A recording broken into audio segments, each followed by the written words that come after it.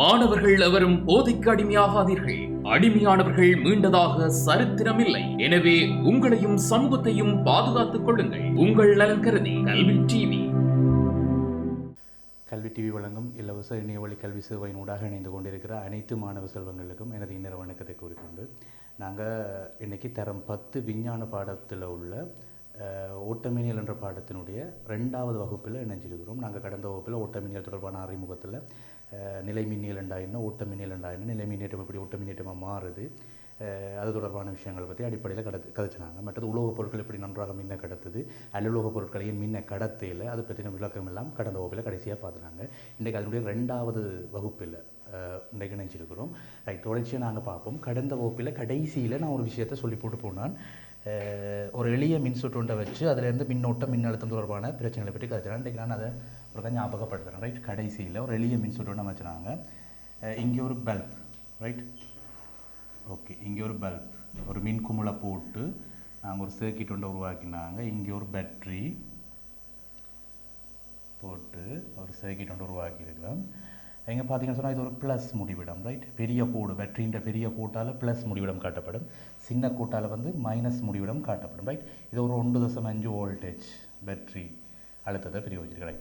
நாங்கள் இது ஒரு மின்சுற்றொண்டில் மின்னோட்டம் ஓட வேணும், ஒரு கரண்ட் பாஸ் ஆக வேணும் என்று சொன்னால் 2 முக்கியமான நிபந்தனைகளை பூர்த்தி செய்திருக்க வேணும் அந்த மின்சுற்று, ரைட்.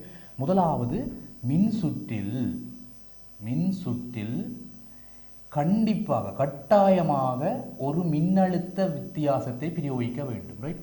மின்சுற்றில் பாருங்க, கட்டாயம் ஒரு மின்னழுத்த வித்தியாசத்தை பிரயோகிக்க வேண்டும், அது கட்டாயம். இங்கே 1.5 வோல்டேஜ் அழுத்த வித்தியாசமோட ஒரு பேட்டரியை நாங்கள் இணைச்சிருக்கிறோம், ரைட். அதனால் மின்னழுத்த வித்தியாசத்தை நாங்கள் வழங்கிட்டோம், ரைட்.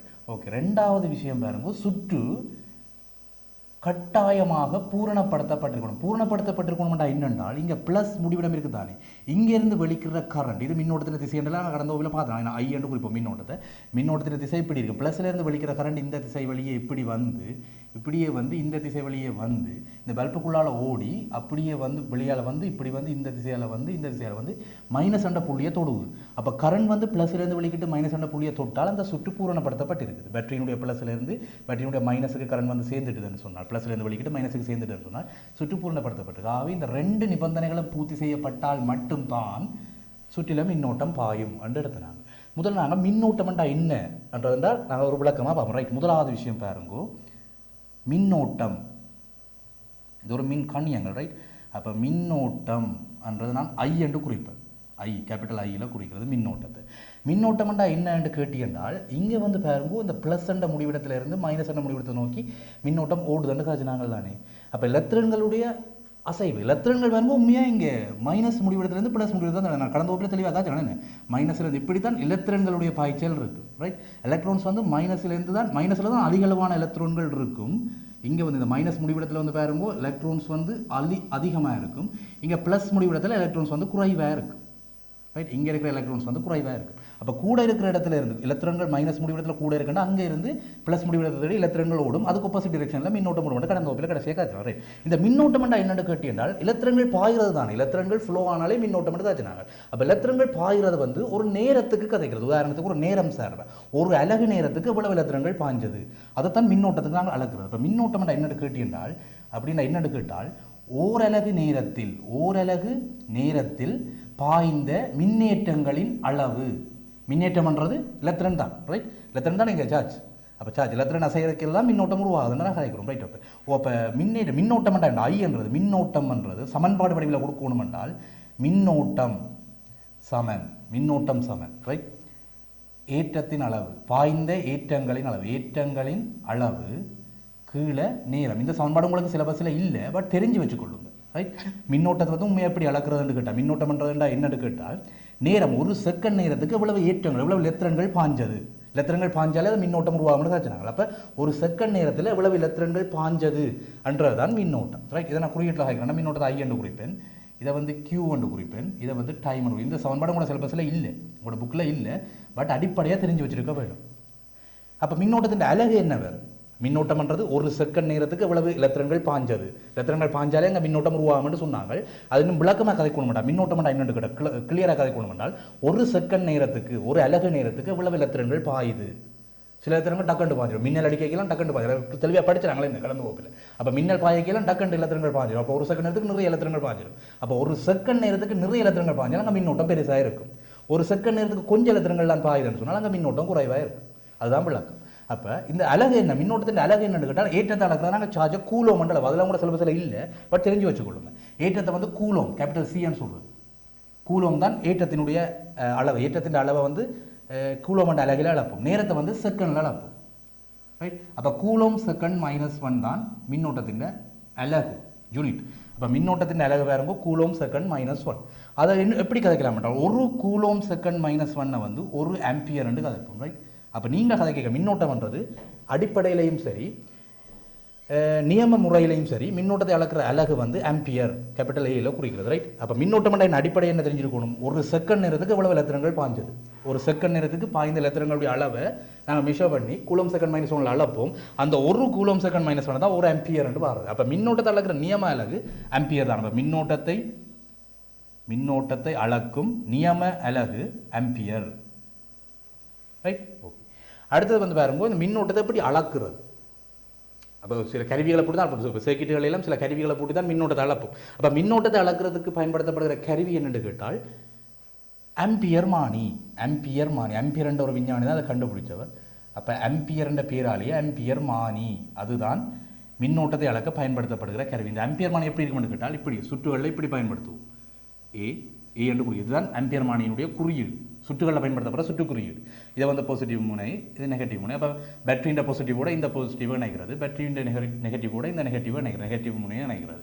அப்படி தான் ஆம்பியர் மானிய சுற்றுகளில் தொடராக இணைக்க வேண்டும். இப்போ எந்த இடத்துல போகிற இப்போ சுற்றில வந்து இப்போ பல்புக்குள்ளால் ஒரு கரண்ட் போகுது, இந்த சுற்றிலேயே வெளியே சர்க்கிட்லேயே பார்ப்போம். இந்த சுற்றில வந்து பார்த்தீங்கன்னு சொன்னால் எங்களுக்கு பல்புக்குள்ளால் போகிற கரண்ட் எனக்கு எவ்வளோன்னு தெரிய வேணும் என்றால் இந்த பல்புக்கு தொடராகவே நாங்கள் இந்த புள்ளி 2 புள்ளிக்கு இடையிலையும் ஒரு ஆம்பியர் மானியை இணைச்சு விட்டோம் என்றால், தொடராக இணைச்சு விட்டோம் என்றால் இந்த பல்புக்குள்ளால் எவ்வளோ கரண்ட் ஓடுது, இந்த சர்க்கிட்டில் எவ்வளோ கரண்ட் ஓடுதுன்றதை நாங்கள் ஆம்பியர் மானியை யூஸ் பண்ணி கண்டுபிடிக்கலாம். ரைட். அப்போ அழகு என்னென்னு கேட்டால் ஆம்பியர், பயன்படுத்தப்படுற கருவி என்னென்னு கேட்டால் ஆம்பியர் மானி. அப்போ மின்னோட்டத்தின் அடிப்படை விளக்கம் என்ன, ஒரு செகண்ட் நேரத்துக்கு எவ்வளவு இலத்திரங்கள் பாஞ்சது, இலத்திரங்கள் பாஞ்சாலே அங்கே மின்னோட்டம் உருவாமல் கடந்த வகுப்பில் தெளிவாக படிக்கிறாங்க. அக்யூரேட்டாக தெளிவாக கதைக்கணும், மின்னோட்டத்தை பற்றி தெளிவாக கதைக்கணும்னு சொன்னால் ஒரு செகண்ட் நேரத்துக்கு பாய்ந்த இலத்திரங்களுடைய அளவு மின்னோட்டம் எனப்படும். அப்போ அல்லது ஏற்ற பாய்ச்சல் வீதம் மின்னோட்டம், அதாவது இலத்திரங்களுடைய பாய்ச்சல் வீதம், ஏற்ற பாய்ச்சல் வீதம் மின்னோட்டம் என்று சொல்லலாம். அல்லது ஒரு செகண்ட் நேரத்துக்கு பாய்ந்த ஏற்றத்தின் அளவு மின்னோட்டம் என்று சொல்லலாம். மின்னோட்டத்தின் அலகு என்ன கேட்டால் நீ ஆம்பியர் என்றே சொல்லலாம். கூலோம் செகண்ட் -1 சமன்பாட்டிலிருந்து வருது. ஒரு MCQவில் போட்டு விடலாம். சமன்பாடுகளின் அடிப்படையில் மின்னோட்டத்தின் அலகு என்ன கேட்டால் ஏற்றத்தின் அளவு கூலோம், நேரத்தின் அலகு செகண்ட். அப்போ கூலோம் செகண்ட் -1 சமன்பாட்டு படி. அப்போ நியம முறையில் அடிப்படை அலகுகள் நியம முறையில் கதைக்கணும் என்றால் அதை மின்னோட்டம் ஏ கேபிட்டல் ஏ ஆம்பியரில் கதைப்போம். மின்னோட்டத்தை அளக்கிறது ஆம்பியரில் கதைப்போம். அதுக்கு பயன்படுத்துகிற கருவி ஆம்பியர் மானியை சுற்றுகளில் தொடராக பயன்படுத்துவோம். இதுதான் மின்னோட்டம் சார்ந்தது. இப்போ மின்னழுத்த வித்தியாசம் ஒரு புது விஷயத்தை கதைக்க போகிறோம். ரைட். மின்னழுத்த வித்தியாசம் என்றால் என்ன? இப்போ நான் ஒரு சர்க்கிட் போட்டு நான் கிளியராக எக்ஸ்பிளைன் பண்ணுறேன். ரைட். ஒரு சர்க்கிட்டோட போடுறேன். ரைட். ஒரு மின்குமிழ், இங்கே ஒரு பேட்டரி, ஒரு சர்க்கிட் ஒன்று வேலை சொல்லணும்னா மின்னழுத்த வித்தியாசம் கட்டாயம் என்று நான் கடந்த கடைசியாக பார்க்கலாம். அந்த மின்னழுத்த வித்தியாசம் என்றால் என்ன அப்படி பார்த்தீங்கன்னு சொன்னால் இப்போ இது வந்து ஒரு நிலமட்டம், ஒரு விளங்குறதுக்காக வைக்கிறேன். ரைட். இது ஒரு நிலமட்டம். இங்கேருந்து ஒரு குறிப்பிட்ட உயரத்தில் ஒரு மாணவன் வந்து ஒரு குழாயை வந்து கையில் வச்சுருக்கிறான். ரைட். ஒரு நீர் குழாய், PVC குழாய் என்று யோசி. ரைட். ஒரு PVC குழாயில் கொஞ்சம் தண்ணி, இதுக்கு PVC குழாயின் அடிப்பகுதியில் கொஞ்சம் தண்ணி கிடக்கு. ரைட். இப்படி PVC குழாயை கிடையாக வச்சுருக்கிறேன். ரைட். நிலத்துக்கு கிடையாக ஒரு PVC குழாயை வச்சுருக்கிறேன். இது வந்து ஒரு PVC குழாய். இப்போ PVC குழாயின் அடிந்து வந்து தண்ணி கிடக்கு. இப்போ நான் தண்ணி வந்து ஃப்ளோ ஆகணும், தண்ணி வந்து ஓட வேணும் என்றால் இந்த PVC குழாயை கிடையாக வச்சுருந்தா தண்ணி ஓடுமா? PVC குழாயை நிலத்துக்கு கிடையாக இப்போ படத்தில் காட்டுற மாதிரி வச்சுருந்தால் தண்ணி ஓடுமாடு. இங்கே இருந்து தண்ணி வலிக்கிட்டு இப்படி வந்து இந்த திசையில் வெளியில் வருமா, தண்ணி இப்படி வெளியில் வருமானு கேட்டால் வராது. ஒரே கிடைமட்டத்தில் அமுக்கம் சமன், நீர்நிலையியல் அமுக்கம் என்ற ஒரு பாடத்தில் நாங்கள் படிச்சிருக்கிறோம். ஒரே கிடைமட்டத்தில் அமுக்கம் சமன். அப்போ இந்த தண்ணி வெளியில் வரணும் என்றால் PVC குழாய்க்கு அடியில் இருக்கிற இந்த தண்ணி, இங்கே தண்ணி இருக்குது என்ன, இந்த தண்ணி வெளியில் வரணும் என்றால் இந்த PVC குழாயை கொஞ்சம் சரிச்சு பிடிக்கணும். இப்படி பிடிக்கணும், கொஞ்சம் இப்படி என்று பிடிக்க வேணும். கொஞ்சம் சரிச்சு பிடிச்சா பாருங்க இங்கே இருக்கிற தண்ணி முழுக்க இந்த திசையால் ஃபாலோ ஆகி இப்படி வெளியில் வரும். இந்த இடத்துல இப்படி தண்ணி வெளியில் வராது, கிடையா இருந்தால் வெளியில் வராது. ஆனால் இந்த இடத்துல இப்படி தண்ணி வெளியில் வரும். இப்படி கொஞ்சம் சரிச்சு பிடிச்சாருண்டா, இந்த படத்தில் காட்டுற மாதிரி இப்படி கொஞ்சம் சரிச்சு பிடிச்சாருண்டால் இங்கே இருக்கிற தண்ணியெல்லாம் ஓடி இதுக்கால வரும். அப்போ இங்கே ஒரு அமுக்க வித்தியாசத்தை பயன்படுத்துகிறோம்.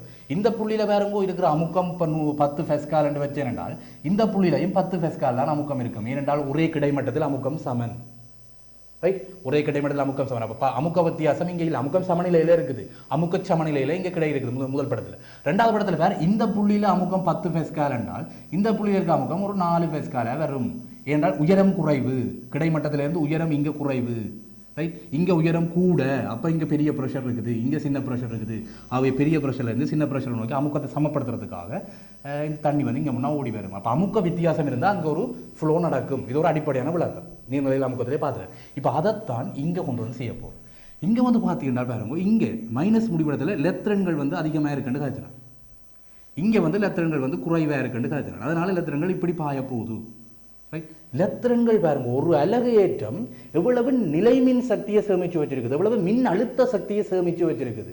இப்போ சக்தி தான், இங்கே வோல்டேஜ்ன்றது ஒரு சக்தி தான், சக்தியை வந்து அப்ளை பண்ண போகிறேன். யாருடைய சக்தி? வோல்டேஜ்ன்றது சக்தி. இப்போ மின்னழுத்த வித்தியாசம்ன்றது சக்தி என்று காய்ச்ச போகிறேன். அந்த சக்தி வந்து யாருடைய சக்தி? ஒரு அலகு இலத்திரன்களுடைய சக்தி. புரியுதா? அப்போ ஒரு அலகு ஏற்றம் இலத்திரன்களுக்கு இருக்கிற சக்தி தான் மின்னேற்றங்களுக்கு இருக்கிற சக்தி.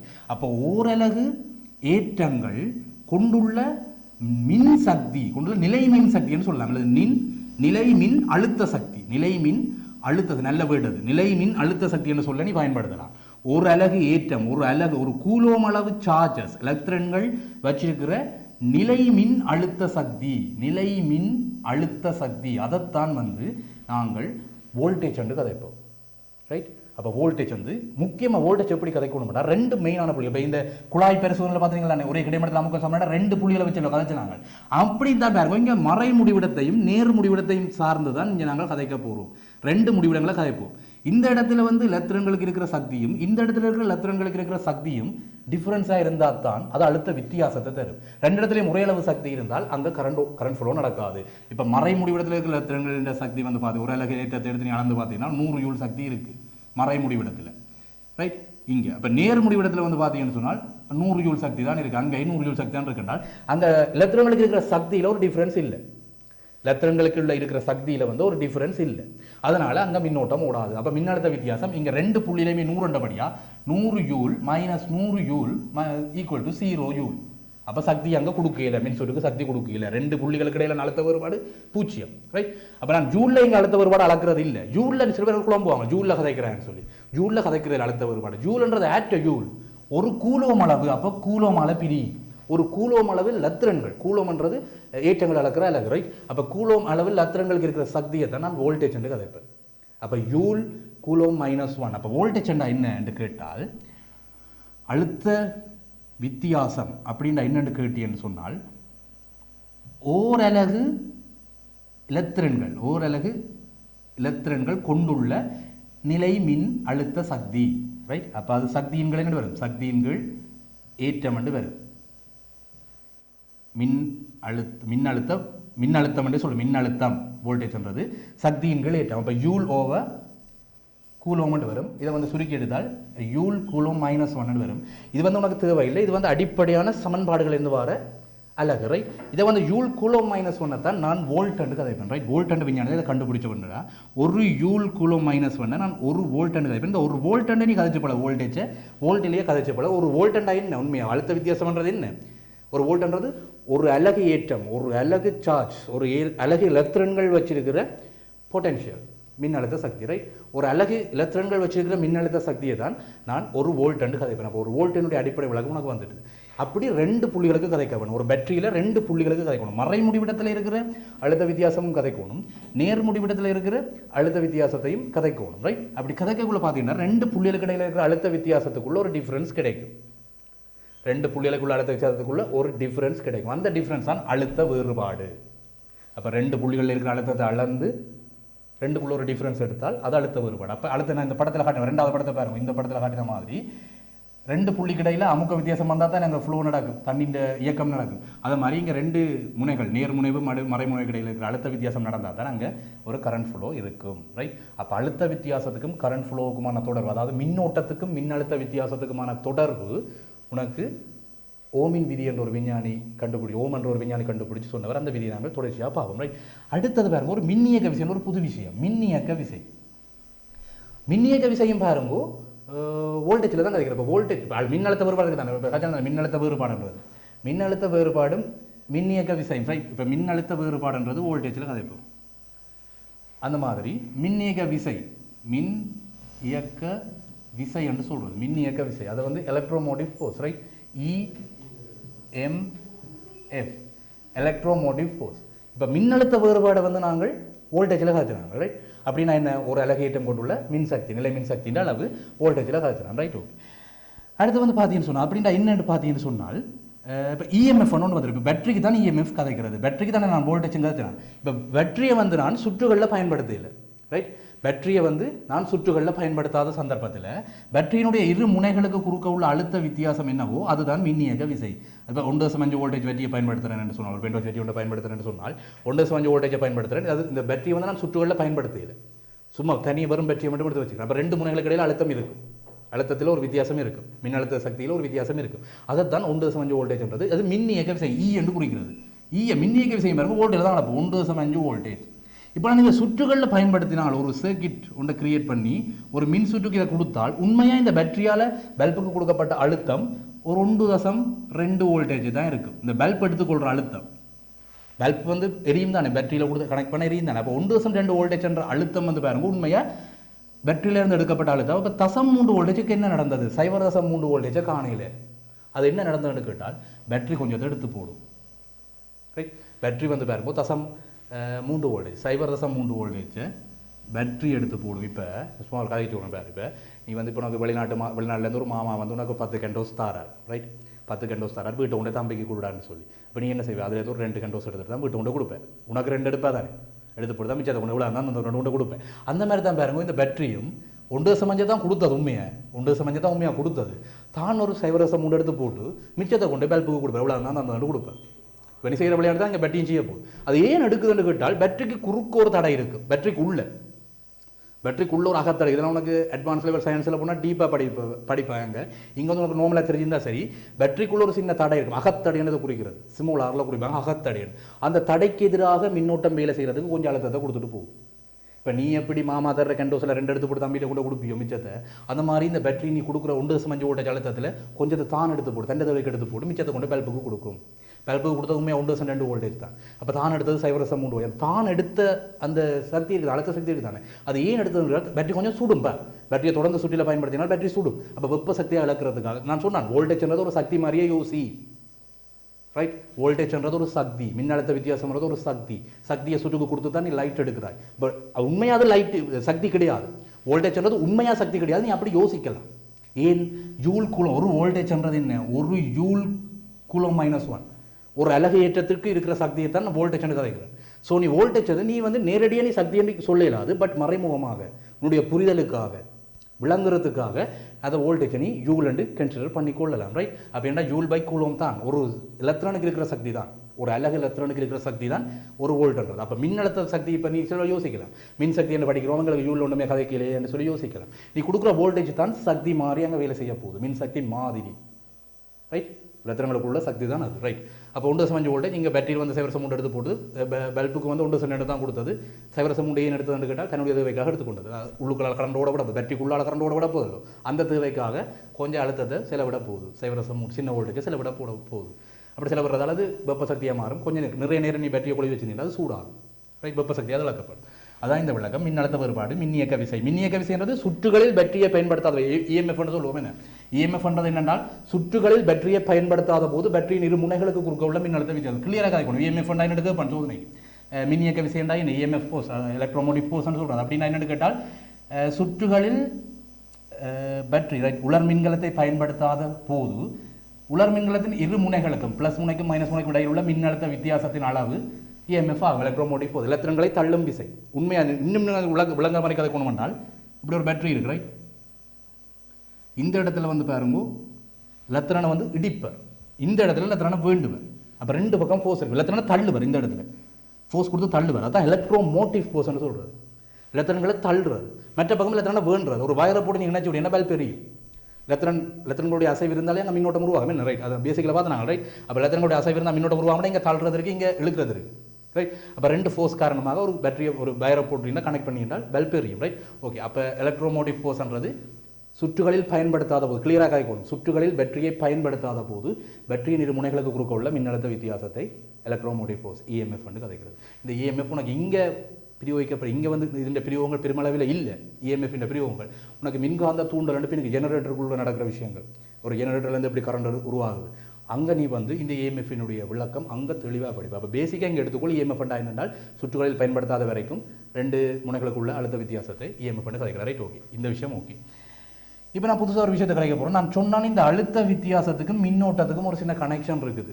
இப்போ லவ்வர்ஸ் மாதிரி இவருக்கு அடித்தா அவருக்கு வலிக்கும், இவர் இல்லாமல் அவர் இல்லை, அப்படி இந்த சொல்லுவாங்க இந்த லவ் பண்ணைகளை கதைப்பாங்க, நான் இல்லாமல் நீ இல்லை. அந்த மாதிரி இந்த மின்னோட்டத்துக்கும் மின்னழுத்த வித்தியாசத்துக்கும் ஒரு கனெக்ஷன் இருக்குது. அந்த கனெக்ஷனை முதல்ல கண்டுபிடிச்சது யோர்ஜ் சைமன் ஓம் என்ற ஒரு விஞ்ஞானி. ரைட், யோர்ஜ் சைமன் ஓம் என்ற விஞ்ஞானி ஓமின் விதி என்ற ஒரு கதையோட காட்சி போட்டு போயிருக்கு. ஓமின் விதி அது எப்படி காய்ச்சவர், என்ன மாதிரி காய்ச்சவர்ன்றதை நான் எனக்கு ஒரு எக்ஸ்பெரிமெண்ட்டாகவே உனக்கு கிளியராக எக்ஸ்பிளைன் பண்ணுறேன். ரைட், ஓமின் விதி என்றது என்னென்றால் மின்னோட்டத்துக்கு மின்னழுத்த வித்தியாசத்துக்கும் ஒரு கனெக்ஷன். 2 பேரும் லவ் பண்ணிங்க நம்ம. அப்போ எப்படி அதை கண்டுபிடிச்சு சொன்னவர்டா பேர் ஓமின் விதி தான் ஹெடிங் போடுறேன். ரைட், ஓமின் விதி எலக்ட்ரிசிட்டியில் ஒரு மிகப்பெரிய புரட்சியை ஏற்படுத்தின ஒரு விதி. ரைட், ஓகே, உனக்கு கிளியராக சொல்கிறேன்.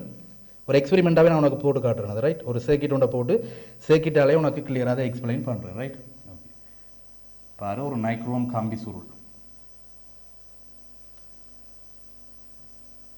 ஒரு சர்க்கிட் ஒன்றில் நைக்ரோம் கம்பி சுருளை போட்டு ஒரு பேட்டரி ஒன்றை அப்ளை பண்ணுறார். அப்ளைங் வோல்டேஜ் 6 வோல்டேஜ். அதை வந்து தொடராக ஒரு ஆம்பியர் மானியை கனெக்ட் பண்ணி ஒரு ஆளி சுவிட்ச் ஒன்றை போட்டிருக்கிறார். ரைட், போட்டு ஒரு மாறந்தடை ரயோதட் ஒன்றை கனெக்ட் பண்ணி கிடக்கு. ரைட், ஒரு மாறந்தடையை கனெக்ட் பண்ணி கிடக்கு. நைக்ரோம் கம்பி சுருளுக்கு குறுக்க உள்ள அழுத்த வேறுபாட்டை மெஷர் பண்ணுறதுக்காக ஒரு வோல்டேஜை பரவலாக கனெக்ட் பண்ணி இருக்குது. ரைட், ஓகே, இதுதான் சர்க்கிட். இந்த சர்க்கிட்டில் வந்து நிறைய பிரச்சனை இருக்குது பாருங்கள். சர்க்கிட் வந்து ஓமின் விதியை எக்ஸ்பிளைன் பண்ணுறதுக்காக ஓம் என்ற ஒரு விஞ்ஞானி பரிசோதனை ரீதியாக வோல்டேஜுக்கும் மின்னழுத்த வித்தியாசத்துக்கும் மின்னோட்டத்துக்கும் என்ன கனெக்ஷன்ன்றதை கண்டுபிடிச்சிருக்கிறார். ரைட், ஒரு சர்க்கிட் ஒன்று ஃபோன் பண்ணியிருக்கு. அந்த சர்க்கிட்டில் இருக்க ஒவ்வொரு துணை உறுப்புகளும் என்னென்ன வேலை செய்கிறது தெரிஞ்சிருக்கணும். இங்கே பாருங்க, இந்த 6 வோல்டேஜ் என்ற 2 பேட்டரி. ரைட், மின்னழுத்த வித்தியாசத்தை கட்டாயம் பிரிவுகள்னு சொன்னான். ஒரு சர்க்கிட்டில் மின்னோட்டம் மூட வேணும்னா கட்டாயம் அழுத்த வித்தியாசத்தை பிரிவுக்கணும். அழுத்த வித்தியாசம்ன்றது நீ கொடுக்குற இன்புட் சக்தி மாதிரி யோசி, இலத்திரங்களுக்குள்ள சக்தி மாதிரி யோசி என்று சொன்னான். ரைட், ஓகே, 6 வோல்டேஜ் அழுத்தத்தை நீ பிரிவு வைக்கிற. பிரிவு அழுத்தம் இங்கே இருக்குது. சுற்று பூரணப்படுத்தப்பட்டதாக சுற்றில் கரண்ட் ஓடும். சுற்று பூரணப்படுத்தப்பட்டிருக்கு. நீங்கள் ப்ளஸ்ல இருந்து வலிக்கிற கரண்ட் இப்படி போய் கம்பி சுருளுக்களால் ஓடி இப்படி வந்து இங்கே மாறந்தடைக்கால போய் இந்த ஆளியை போட்டு நாளைக்கால வந்து ஆம்பியர் மானிக்கால வந்து மைனஸை தொட்டு விடுது. ரைட், இங்கே பாசிட்டிவ், இங்கே மைனஸ், நெகட்டிவ். ப்ளஸ்லேருந்து வெளிக்கிட்ட கரண்ட் மைனஸுக்கு வந்தால் சுற்று பூர்ணப்படுத்தப்பட்டிருக்கு. ஆகவே மின்னோட்டம் ஓட போகுது. ரைட், இப்போ வந்து மின்னோட்டத்தையும் இங்கே வேறு சுற்றில் ஓடுற மின்னோட்டத்தை இந்த ஆம்பியர் மானியை யூஸ் பண்ணி இந்த இடத்துல இந்த ஆம்பியர் மானியை யூஸ் பண்ணி ஆம்பியர் மானியை மைனஸை இங்கே கொடுப்பார், இங்கே ப்ளஸை கொடுப்பார். ரைட், அப்போ ஆம்பியர் மானியினுடைய வாசிப்பு எடுத்து சுற்றில் ஓடுற கரண்டை கண்டுபிடிக்கலாம். ஆம்பியர் மானியோட வாசிப்பு சுற்றில் ஓடுற கரண்டை காட்டும். இங்கே நெக்ரோம் கம்பி சுருளுக்கு 2 முனைகளுக்கும் குறுக்க உள்ள அழுத்த வித்தியாசத்தை இந்த வோல்ட் மானியை வச்சு மெஷர் பண்ணலாம். வோல்ட் மானி எப்பயுமே சுட்டுக்கு எங்கே நீ வோல்டேஜ் உனக்கு தேவையோ அந்த இடத்துல பரவலாக கொடுக்கணும், சமாந்தரமாக கொடுக்க வேணும். 2 முனைகளுக்கு இடையில தான் மின்னழுத்த வேறுபாடு அளவு கண்டிப்பாக கழிச்சான். அப்போ 2 முனைகளுக்கு குறுக்க சமாந்தரமாக எந்த இடத்துல உனக்கு வோல்டேஜ் தேவையோ அந்த இடத்துல வோல்டேஜை வந்து அதாவது வோல்ட் மானியை வந்து சமாந்தரமாக கொடுக்கணும். ஆம்பியர் மானி சுற்றில ஓடுற கரண்டை கண்டுபிடிக்கிறதுக்காக சுற்றில கொண்டு தொடராக இணைச்சிருக்கிறார். ரைட்டு, இப்போ வந்து பார்த்தீங்கன்னு சொன்னால் கனெக்ஷன் எல்லாம் ஓகே. இப்போ என்ன நடக்க போகுதுன்றால் இந்த மாறும் தடை ரயோதட் எதுக்கு பயன்படுத்துறாங்க? தடையை மாற்றுறதுக்கு. தடை வந்து ஒரு சுற்றில ஏன் பயன்படுத்தப்படுது? அடிப்படையாக விஷயம் விளங்கி இருக்கும். ஒரு தடை, மின் தடை, இது மாறும் தடை ரயோதட். இந்த ரயோதட் சுற்றில் ஏன் பயன்படுத்தப்பட்டிருக்குன்னு கேட்டால் மின்னோட்டத்தை கட்டுப்படுத்துவதற்காக. கிளியராக இருக்கும். தடை என்றவர் என்ன செய்வார்? ஒரு வயர்களுள்ள கரண்ட் போகுது, நீ தடையை கொழுவி விட்டால் என்ன நடக்கும் என்றால் மின்னோட்டத்தை வந்து அது ஸ்லோ பண்ணும். இப்போ தடை வந்து பெரிய தடையாக இருந்ததுன்னு சொன்னால் அதுக்கெல்லாம் மின்னோட்டம் ஸ்மூத்தாக போகாது, கஷ்டப்படும். இப்போ போலீஸ்காரன் நிறைய பேர் இருக்காங்க, ரோட்டில் போலீஸ்காரன் நிறைய பேர் இருக்காங்க. நீ மோட்டர் பைக்கில் ஒரு ஹெல்மெட்டும் இல்லை லைசன்ஸும் இல்லைண்டா போக கொஞ்சம் கஷ்டப்படுவாங்க. போலீஸ்காரை தாண்டி போகிறது கொஞ்சம் கஷ்டப்படுவேன், ஏன்னா மறைச்சு போடுவாங்க. அந்த மாதிரி தடையும் பாருங்க மின்னோட்டத்தை மறைச்சு போக விடாது. தடை வந்து குறைவாக இருக்குது. இப்போ போலீஸ்காரங்க இல்லை தடையே இல்லைன்னு சொன்னால் மின்னோட்டம் ஸ்மூத்தாக போகும், ஃப்ரீயாக போகும். ரைட், அந்த மாதிரி தான் பிரச்சனை. இப்போ மின்னோட்டம் இங்கே தடை வந்து ஏன் இதில் கொடுக்குறோம்னால் மின்னோட்டத்தை மாற்ற போகிறோம். நாங்கள் ஒவ்வொரு தேவைக்காக மின்னோட்டத்தை மாற்றி இந்த வோல்டேஜில் என்ன இருக்குன்றது பார்க்க போகிறோம். இப்போ மின்னோட்டத்துக்கு அடித்தால் இந்த வோல்டேஜ் வந்து ரியாக்ட் பண்ணும். இப்போ அவருக்கு அடித்தா அவருக்கு வேலைக்கு, அதானே லவ் பண்ணுறது. அந்த லவ்வை தான் யோர்ஜ் சைமன் ஓம் கண்டுபிடிச்சவர். ஆம்பியர் மானிக்கு ஒரு மாற்றத்தை கொடுத்து வோல்ட் மானி எப்படி அதை ரியாக்ட் பண்ணுது, ஆம்பியர் மானிக்கு அடித்தா வோல்ட் மானி எப்படி ரியாக்ட் பண்ணுறதுன்றதை முதல் ஒரு எக்ஸ்பெரிமெண்டலாக கண்டுபிடிச்சவர் யோர்ஜ் சைமன் ஓம் என்ற விஞ்ஞானி. எலக்ட்ரிசிட்டியில் ஒரு மிகப்பெரிய புரட்சி ஏற்படுத்தினவர் யோர்ஜ் சைமன் ஓம். ரைட், அவர் வந்து ஒரு சின்ன இந்த மாறும் தடையை வந்து கூட்டி குறைச்சி மாற்றி இந்த ஆம்பியர் மானியுடைய வாசிப்பையும் வோல்ட் மானியோட வாசிப்பையும் தனித்தனியாக எடுக்கிறார். ரைட். இந்த அம்பியர் மானின்றது சுற்றில போகிற கரண்ட். அம்பியர் மானியில் வர்ற வாசிப்பு இந்த சுற்றில ஐஎஸ் நான் குறிக்கிறேன். வளங்கள், அதாவது வளங்கள் ஓட்டம் அல்லது ஐஎஸ் சுற்றில ஓடுற மீனோட ஐஎஸ் குறிக்கிறேன். ரைட். ஐஎஸ்ஸை வந்து நான் அளக்க போகிறேன். அளந்து இந்த விஎஸ், ரைட், இந்த ரெண்டு நைக்ரோன் கம்மி சுருளுக்கு இடையில உள்ள அழுத்தம் என்ன நான் விஎஸ் போடுறேன். அளந்து நான் எடுத்து பார்த்துட்டேன். எனக்கு எப்படி வருதுன்றால் இந்த மின்னழுத்த வித்தியாசம், இந்த மின்னோட்டம் இருக்குது தானே, அதாவது தடையை வந்து நான் இன்ஃபினிட்டியில் வச்சேன்னா மின்னோட்டம் ஓடாது. தடையை வந்து முழுக்க இன்ஃபினிட்டியில் வச்சேன்னா சுற்றில கரண்ட் ஓடாது. இன்ஃபினிட்டின்றது தடை வந்து முழுமையாக இருக்குது, அந்த இடத்துல கரண்டே ஓடலாது. தடை வந்து இன்ஃபினிட்டி, ரைட். நிறைய போலீஸ் கூட்டமாக இருக்கிறாங்க, நீ அதை தாண்டி போகலாம். அப்போ ஃபுல்லாக அந்த பாதையை ஃபுல்லாக மறைஞ்சு போடுறது தடையை இன்ஃபினிட்டி முடிவிலே வச்சால் சுற்றில மின்னோட்டம் ஓடையில். சுற்றில மின்னோட்டம் ஓடாடிக்க சைபர் ஆம்பியர் நான் எடுப்பேன். சுற்றில மின்னோட்டம் ஓடாடிக்கு இந்த வாசிப்பு வோல்ட் மானியின் வாசிப்பு என்ன கேட்டால் ரெண்டு முனைகளுக்கு குறுக்க உள்ள அழுத்த வித்தியாசம் என்ன கேட்டால் அதுவும் 0 வோல்டேஜாக இருக்குது. ரைட். அளந்து பரிசோதனை செய்து அளந்து பார்த்துக்க நீ ஆய்வுக்கூடங்களில் ஸ்கூலில் உனக்கு செஞ்சு காட்டுவீங்க. ரைட். நீ டீச்சர் கிட்ட போய் கேள் இப்படி செஞ்சு காட்ட சொல்லி உனக்கு விளங்காட்டி விஷயம் விளங்காட்டி. அப்போ பார்த்தீங்கன்னு சொன்னால் அம்பியரில் சைபர் ஆம்பியர் இருந்தால் வோல்டேஜில் சைபர் வோல்டேஜ் இருக்குது, அந்த கண்டுபிடிச்சா. அம்பியரை ஒரு ஆம்பியராக உயர்த்திக்கல. அம்பியர்ன்ற வாசிப்பு மின்னோட்டம், அதாவது அம்பியர்ன்ற வாசிப்பு ஒரு ஆம்பியர் வேணும்னா நீ ஒன்று தடையை கொஞ்சம் குறைக்க வேணும். இப்போ தடையை நான் ஃபுல்லாக வச்சுட்டு இன்ஃபினிட்டியில் வச்சுட்டேன், தடையை கொஞ்சம் இன்ஃபினிட்டிலேருந்து கொஞ்சம் குறைக்கிறது. பெரிய தடை தான் இருக்க போது, பட் கொஞ்சம் குறைக்கும். ஆக இன்ஃபினிட்டியில் விடாமல் கொஞ்சமாவது கரண்டோட அலோவ் பண்ணணும் மாட்டா தடையை கொஞ்சம் குறைக்க வேணும். தடையை கொஞ்சம் குறைச்ச உடனே எனக்கு கரண்ட் சுற்றில ஓட ஆரம்பிக்கும். அப்படி ஒரு ஆம்பியர் ஆம்பியர் மானின வாசிப்பு ஒரு ஆம்பியராக வந்ததுன்னு சொன்னால் வோல்டேஜ்லையும் பாருங்க ஒரு வோல்டேஜ் வருது. ரெண்டு முனைக்குள்ள அழுத்த வித்தியாசம் வந்து ஒரு வோல்டேஜ் வருது. நைக்ரோன் கம்மி சொல்லுவது. ரைட். டக்குன்னு பார்த்தீங்கன்னு சொன்னால் இப்போ ஆம்பியரை 2 ஆம்பியர் ஆகுறேன். 2 ஆம்பியர் ஆகுறேன். இப்போ 2 ஆம்பியர் ஆகும் வரைக்கும் தடையை இன்னும் குறைக்கிறாய். ரயோதட்டை இன்னும் குறைச்சு தடையை இன்னும் குறைக்க மின்னோட்டம் ஸ்மூத்தாக கூட போதுன்னு. தடை குறைஞ்சா மின்னோட்டம் ஓடும், தடை கூடினா மின்னோட்டம் ஓடாது. அது கிளியராக எடுத்துக்கொள்வோம். ரைட். அப்போ தடையை இன்னும் குறைக்க இங்கே மின்னோட்டம் சுற்றில ஓட போது சுற்றில 2 ஆம்பியர் வரைக்கும் ஓடுது. ஆம்பியர் மானின வாசிப்பு 2 ஆம்பியராக இருக்கக்குள்ள வோல்ட் மானின வாசிப்பு 2 வோல்டேஜாக இருக்குது. அப்படி எப்படியெல்லாம் கூட்டுரும், எத்தனை மடங்கால் இப்போ 1 2 4 8 10 எப்படி கூட்டினாலும் அதுக்கேற்ற மாதிரியே வோல்டேஜும் இன்க்ரீஸ் ஆகி கொண்டு இருக்குது. அது எப்போ இன்க்ரீஸ் ஆகும் ஒரு நிபந்தனையாக போடுறாரு. இந்த நைக்ரோன் கம்பி சுருள் வேறுங்கோ நெடுக தாங்காது. நெடுக நீ கரண்ட் ஓட விட்டினா தாங்காது, சூடாகிடும். இப்போ கீட்டர் அமைப்பு வெப்பமாக்கி எல்லாம் இருக்குது தானே, கீட்டர்களில் நைக்ரோன் கம்பி சுருளை வச்சிருப்பாங்க. சூடாகிடும் டக்கண்டு, சூடு வேணும்ட்டா. அப்போ சூடானால் அந்த சக்தி இழப்பு வந்துடும், சூழலுக்கான சக்தி இழப்பு வந்துடும். அதை புறக்கணிக்கணும். அதுக்காக என்ன செய்கிறேன் என்றால் அடிக்கடி இந்த சுவிட்ச் இருக்குது தானே, S1 என்ற ஒரு சுவிட்ச் நான் குறிக்கிறேன். S1 என்ற சுவிட்சை போட்டு நிப்பாட்டணும். அடிக்கடி பரிசோதனை செய்கிற ஒவ்வொரு வாசிப்பு எடுக்கையும் போட்டு நிப்பாட்டணும். ஏன்னா இந்த வெப்பநிலையை மாற்றாமல் போன வேணும். அரை வெப்பநிலையில் இந்த எக்ஸ்பெரிமெண்ட்டை நடத்த வேணும். நைக்ரோன் கம்பி சுருளை சுடவிடக்கூடாது. ரைட். சுடவிட்டால் என்ன நடக்கும், அங்கே சக்தி இழப்பு கணக்க போயிடும். அப்போ வோல்டேஜில் இங்கே பெரிய டிஃப்ரென்ஸ் வந்துடும். ரைட். அப்போ சரியான வாசிப்பு திருத்தமாக எடுக்கணும்னால் அடிக்கடி இந்த ஆளியை சுவிட்சை போட்டு நிப்பாட்டணும் ஒவ்வொரு வாசிப்பு எடுக்கும்போது.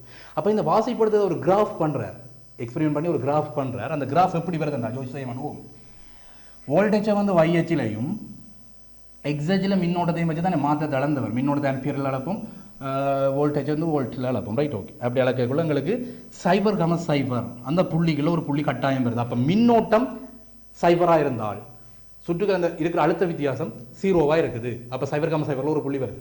இதை நீ ஒரு அலகால உயர்த்தினால் ஆம்பியர் ஒரு ஆம்பியர் ஆக்கினா மின்னோட்டத்தை ஒரு ஆம்பியர் ஆக்கினா இங்கே ஒரு வோல்டேஜ் வருது. இதை 2 ஆம்பியர் ஆக்கினால் இங்கே 2 வோல்டேஜ் வருது. எக்ஸ்பெரிமெண்ட் செஞ்சு கண்டுபிடிச்சிக்கிறேன். ரைட். அப்போ இங்கே 3 ஆம்பியர் ஆக்கினா இங்கே 3 வோல்டேஜ் வருது. ஆகவே இந்த புள்ளிக்கால வரைகிற ஒரு கோடு, ஒரு கிராஃப் வந்து ஒரு நேர்கோடாக இருக்கும். நேர்கோட்டு வரைவில் படித்திறன் மாறாது. ஆகவே இந்த வரைவினுடைய படித்திறன் V/I, ரைட், V/I கிராஃபின் படித்திறன் ஒரு மாறிலியாக இருக்கும்.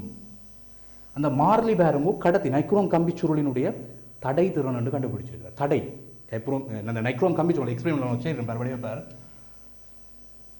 இந்த கிராஃபின் படி எங்களுக்கு என்ன ஒரு நேர்கோட்டு வரைவு வந்தது. ஏன்னா இந்த மாற்றத்தை கொண்டு ஒரு கிராஃப் பண்ணி நாங்கள் வோல்டேஜை வந்து YHலையும் இதை வந்து YHலையும் இதை வந்து எக்ஸேஜிலையும் வச்சு ஒரு மாற்றம், எக்ஸேஜில் வர்ற மாற்றத்துக்கு YH எப்படி ரியாக்ட் ஆகுதுன்னு நான் பார்க்குறேன். எக்ஸ் என்ற கணியத்தில் மின்னோட்டத்தை வைக்கிறேன்.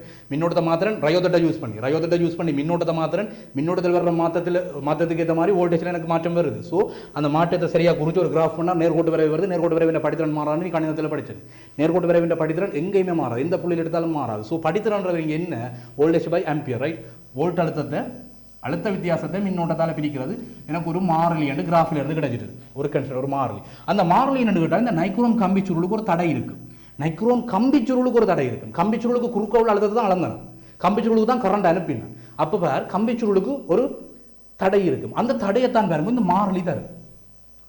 சைமன் ஓம் கண்டுபிடிச்சோம். ரைட். அப்போ V/I வந்து R என்று குறிக்கிறது. R என்றது தடை, V என்றது அழுத்த வித்தியாசம், I என்றது மின்னோட்டம். இதை குறுக்கு பெருக்கம் செய்து ஈக்குவலான ஒரு ஈக்குவேஷனோட ஃபார்ம் பண்ணாங்க. V=IR. அப்போ ஓமின் விதியிலிருந்து எங்களுக்கு உருவாக்கப்பட்ட கடைசி சமன்பாடு V=IR. மின்னழுத்த வித்தியாசம் வந்து மின்னோட்டத்தையும் தடையையும் பெருக்கி எங்களுக்கு சமன்பாடு கிடைக்கும். இது ஓமின் விதியிலிருந்து எடுக்கப்பட்ட ஒரு சமன்பாடு. இப்போ எங்களுக்கு ஓமின் விதி வேண்டாம் என்னென்னு விளங்கிட்டு மின்னோட்டம் வேண்டாம் மின்னழுத்த வித்தியாசம் வேண்டாம் மின் இயக்க விசை வேண்டாம் என்னென்னு கிளியராக தெரியும். அடிப்படையில் பார்க்குறாங்க. அதன் தொடர்ச்சியாக ஓமின் விதி என்றால் என்ன, ஓமின் விதியிலிருந்து V=IR ஒரு ஈக்குவேஷனை ஃபோன் பண்ணி எடுத்துனாங்க. நாங்கள் தொடர்ச்சியாக அடுத்த வகுப்பில் இதனுடைய பிரயோகங்கள், ஓமின் விதியினுடைய பிரயோகங்கள், இந்த கடத்தியினுடைய தடையில் உள்ள செல்வாக்கு செலுத்துகிற காரணிகளை பற்றி தொடர்ச்சியாக அடுத்த வகுப்பில் தொடர்ச்சியாக இருக்கும். ஓகே, நன்றி மாணவர்களே. கல்வி டிவியில் புத்தம்புது நிகழ்ச்சிகளை உடனுக்குடன் பார்த்து மகிழ எமது Facebook மற்றும் YouTube பக்கத்தை லைக் செய்யுங்கள்.